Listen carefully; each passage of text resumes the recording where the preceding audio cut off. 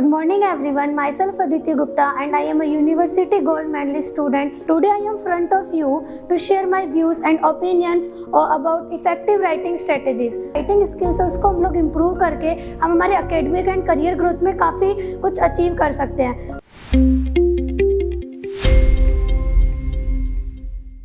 Good morning everyone, myself Aditi Gupta and I am a University Gold Medalist student. Today I am front of you to share my views and opinions about effective writing strategies. Writing strategies हमारी academic and career growth में हमें काफ़ी improvement मतलब काफ़ी helpful होती है.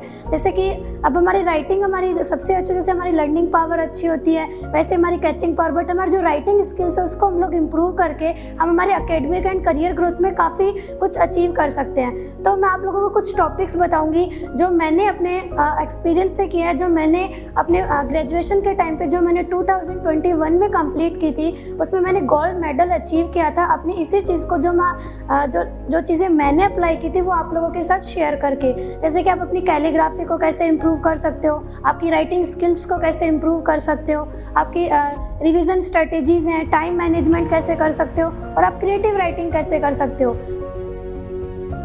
How to improve the academic skills, group studies, आपकी जो आप स्टडी करते हो आपकी लर्निंग पावर होती है उसमें कैसे हेल्पफुल होती है. और उसके बाद जैसे टाइम मैनेजमेंट हमारे जो एग्ज़ाम टाइम पे काफ़ी हेल्पफुल होता है. जैसे हम एग्ज़ाम से पहले अपने एक प्रॉपर शेड्यूल बनाते हैं और एक एग्ज़ाम टाइम पे अपना शेड्यूल बनाते हैं, वो एक कैसे तरीके से किया जा सकता है. और एक स्मार्टली कैसे स्टडी की जाए. स्मार्टली में क्या आता है, smart S for specific, specifically आप लोग की व्हाट एग्जैक्टली यू डू, कि आपको एग्जैक्टली करना क्या है. फिर मेजरेबल की जो आप करना चाहते हो, जैसे आपने 90+ स्कोर करने का आपका मतलब गोल है तो उसको कैसे अचीव करना है उसको मेज़र कीजिए. अचीवेबल, क्या जो आपने गोल आपने सेट किया है क्या वो अचीवेबल है, तो पहले वो चेक कीजिए कि क्या वो गोल मैं अचीव कर सकता हूँ. उसके लिए एक प्रॉपर स्ट्रेटेजी बनानी होगी आपको.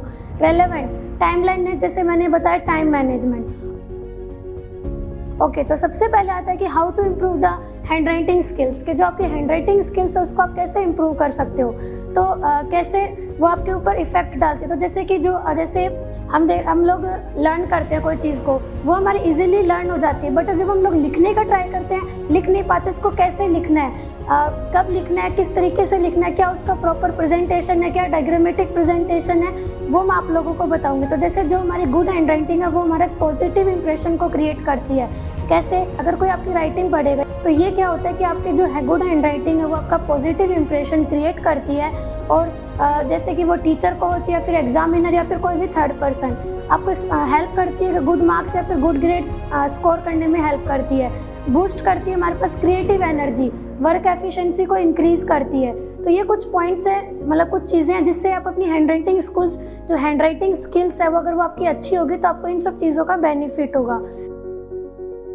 माई strategies for improving the handwriting, जो मेरी स्ट्रेटेजीज थी जो मैंने अपनी हैंड राइटिंग को इम्प्रूव करने के लिए किया था वो मैं आप लोगों के साथ शेयर करना चाहती हूँ. जैसे कि सबसे पहले आता है हमारे पास क्या, प्रैक्टिस डेली. तो हमें डेली प्रैक्टिस करनी चाहिए. जितनी ज़्यादा आप डेली प्रैक्टिस करो, जैसे कि प्रैक्टिस मेक्स मैन परफेक्ट, तो आप कोई भी चीज़ की अगर आप परफेक्ट प्रैक्टिस करो तो वैसे हमारी राइटिंग स्किल्स की कैसे हमें राइटिंग को क्रिएटिविटी देनी है, कैसे हमें राइटिंग को इम्प्रूव करना है, तो उसके लिए आपको रोज़ एक प्रैक्टिस करनी होगी. आप किसी एक पर्सन की राइटिंग देखिए, यूट्यूब पे देखिए या फिर कोई अदर साइट्स पे देखिए, आप किसी फ्रेंड्स की देखिए. अगर आपको ऐसा लगता है कि आप हाउस राइटिंग को कॉपी कर सकते हो तो कॉपी करने की भी आप ट्राई कर सकते हो. यही सिखाते हैं हमें बुलंदियों के ख्वाब देखना, जमीन से जुड़े रहना और आसमान देखना. अगर एजुकेशन, इनोवेशन और स्पोर्ट्स एक साथ देखना हो तो शोभा सरिया देखना. Choose the grip of your pen, तो आपकी जो पेन की ग्रिप है वो भी आपकी हैंड राइटिंग में काफ़ी इंपॉर्टेंट रोल प्ले करती है.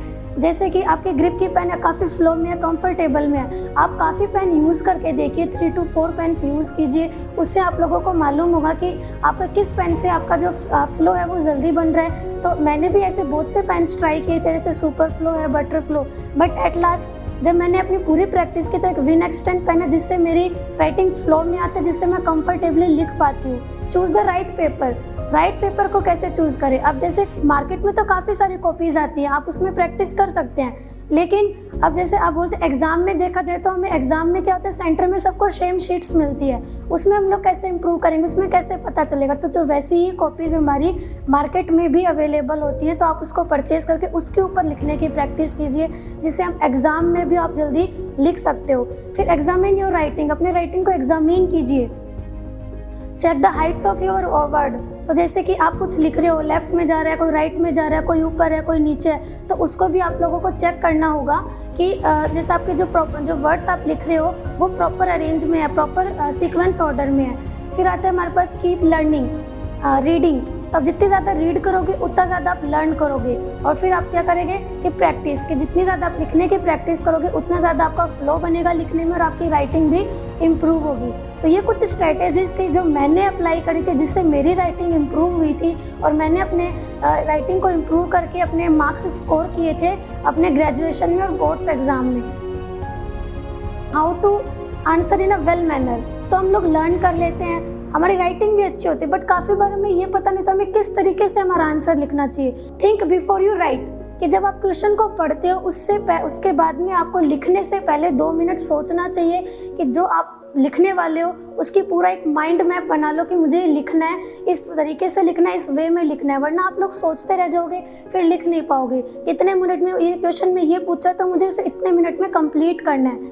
फिर आता है हमारे पास main topic, make a main topic in the sentence, कि जो हमारा मेन टॉपिक है उसके बारे में हमें मिनिमम 3 to 4 लाइन्स लिखनी चाहिए। इसे हम लोग क्या बोलते हैं, इंट्रोडक्टरी पार्ट बोलते हैं। उसके बाद जो हमारा जो उसकी मैक्सिमम लाइन्स है वो 7 to 8 लाइन्स का, तो उसे हम लोग इंट्रोडक्शन का नाम दे सकते हैं। जो भी हमारा जैसे टॉपिक हो गया एक मैनेजमेंट, तो मैनेजमेंट के बारे में मिनिमम हमें 3 to 4 लाइन्स लिख लिए इंट्रोडक्शन डाल के, और मैक्सिमम हमें 7 to 8 लाइन्स लिखनी है। उसके बाद आता है हमारे पास सपोर्ट सेंटेंस।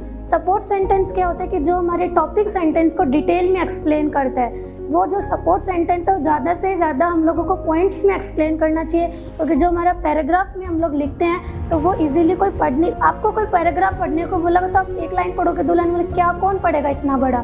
तो जो पॉइंट्स होते हैं ना उस पर ईजिली आपकी नज़र जाती है, तो वो पूरे पढ़े जाते हैं। डायग्रामेटिकली प्रेजेंट कीजिए, कि जितने ज़्यादा आप डायग्रामेटिकली प्रेजेंट करोगे उतनी आपकी कॉपी भी अच्छी लगेगी, अट्रैक्टिव लगेगी, आपके कंसेप्ट्स क्लियर है। आपका डायग्रामेटिक रिप्रेजेंटेशन क्या शो करता है कि आपके कंसेप्ट्स क्लियर है। उसके बाद आप लोगों को क्या करना है, हाईलाइट द इम्पोर्टेंट पॉइंट्स।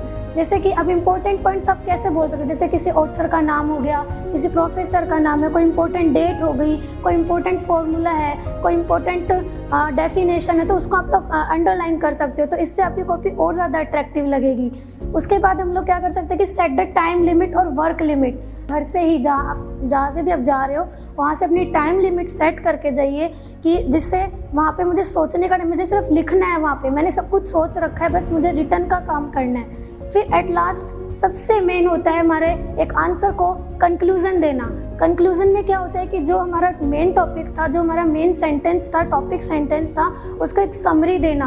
वो समरी हमारी मिनिमम या मैक्सिमम कुछ भी बोल सकते हैं 2 या 3 लाइन्स की होनी चाहिए, जो हमारे मेन टॉपिक को एक कंक्लूड दे रहा है। तो ये कुछ मतलब एक आंसर को वेल मैनर में लिखने की कुछ स्ट्रेटेजीज थी जो मैं करती, जैसे इंट्रोडक्टरी पार्ट हो गया, उसके बाद उसका सपोर्ट सेंटेंस जो हम लोग डिटेल्ड मैनर में करते हैं, उसके बाद उसको कुछ डायग्रामेटिकली प्रेजेंट कर दिया, फिर उसको कंक्लूजन पॉइंट में कर दिया। तो इस तरीके से आप लोगों को एक आंसर वेल मैनर में लिखना चाहिए।